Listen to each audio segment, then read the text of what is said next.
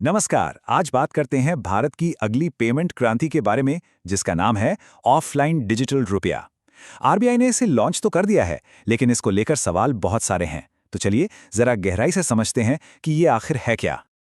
जरा सोचिए, क्या बिना इंटरनेट के डिजिटल पेमेंट हो सकता है? सुनने में थोड़ा अजीब लगता है ना? भारत की डिजिटल पेमेंट की जो कहानी है वो बहुत सक्सेसफुल रही है, पर उसकी एक बहुत बड़ी लिमिटेशन भी है। और यही वो सबसे बड़ी रुकावट है, इंटरनेट। आज हम सबके लिए डिजिटल पेमेंट बहुत आम हो चुका है, लेकिन ये पूरी तरह से इंटरनेट पर निर्भर है, और इसी वजह से देश की एक बहुत बड़ी आबादी इस सुविधा से दूर रह जाती है। इस पर गौर कीजिए, हमारे देश के लाखों लोग जो गांव में या दूर दराज के इलाकों में रहते हैं, वो खराब इंटरनेट या फिर इंटरनेट ना होने की वजह से डिजिटल इकोनॉमी का हिस्सा ही नहीं बन पाते।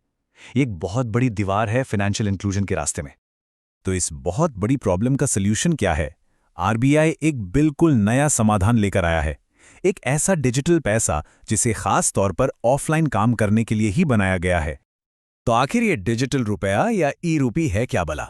देखिए, ये भारतीय रुपये का ही एक ऑफिशियल इलेक्ट्रॉनिक वर्जन है।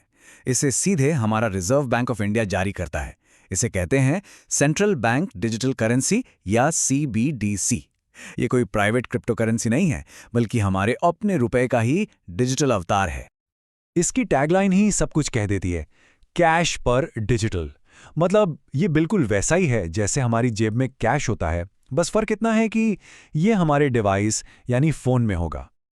इसे समझने का सबसे आसान तरीका है कि ये आपके फोन के वॉलेट में रखा हुआ डिजिटल कैश है। और जो बात इसे सबसे खास बनाती है वो ये है कि इसका आपके बैंक बैलेंस से कोई लेना देना नहीं है। बिल्कुल वैसे ही जैसे जेब में 500 रुपए का नोट है तो बस उतना ही खर्च कर सकते हैं।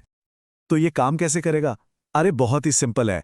पहला स्टेप, अपने डिजिटल रुपया वॉलेट में पैसे डालिए। दूसरा, दुकानदार के डिवाइस के पास अपना फोन लाइए। और तीसरा, बस एक टैप और पेमेंट हो गया।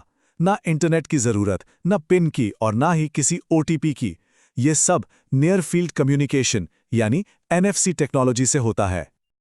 अच्छा, अब आते हैं उस सवाल पर जो सबके मन में होगा, ये यूपीआई से अलग कैसे है? कई लोगों को लग सकता है कि दोनों एक ही चीजें हैं, पर नहीं, इनमें जमीन आसमान का फर्क है। चलिए देखते हैं क्या। चलिए इस टेबल को देखकर समझते हैं। पहला और सबसे बड़ा फर्क, डिजिटल रुपया सीधे आरबीआई यानी हमारा सेंट्रल बैंक जारी करता है, जबकि यूपीआई को एनपीसीआई ने बनाया है। दूसरा बड़ा फर्क और शायद सबसे जरूरी, डिजिटल रुपये के लिए इंटरनेट नहीं चाहिए, जबकि यूपीआई तो बिना इंटरनेट के चल ही नहीं सकता। और आखिर में, डिजिटल रुपये के लिए बैंक अकाउंट की भी जरूरत नहीं है। ये वॉलेट से वॉलेट में पैसा भेजने जैसा है, बिल्कुल कैश की तरह। जबकि यूपीआई में पैसा एक बैंक अकाउंट से दूसरे बैंक अकाउंट में जाता है। अब देखिए, हर नई टेक्नोलॉजी के कुछ फायदे होते हैं तो कुछ चैलेंजेस भी। तो चलिए दोनों पर एक नजर डालते हैं ताकि पूरी तस्वीर साफ हो।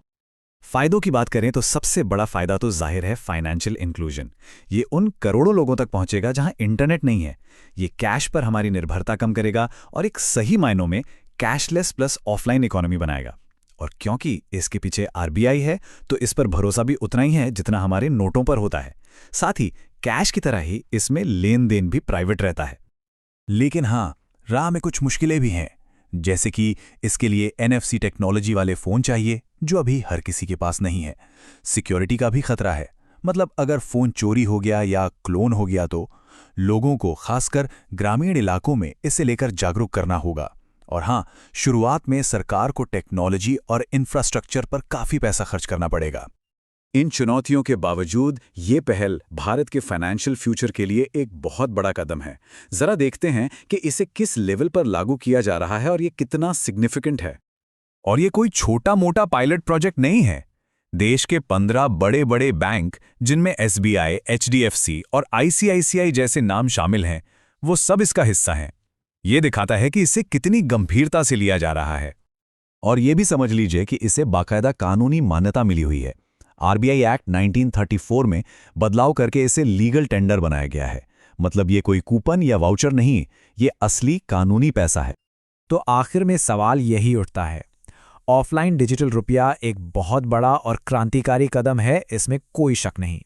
पर क्या ये सच में भारत को एक ऐसी 100% डिजिटल इकोनॉमी बना पाएगा जिसमें कोई भी पीछे ना छूटे? खैर, ये तो वक्त ही बताएगा।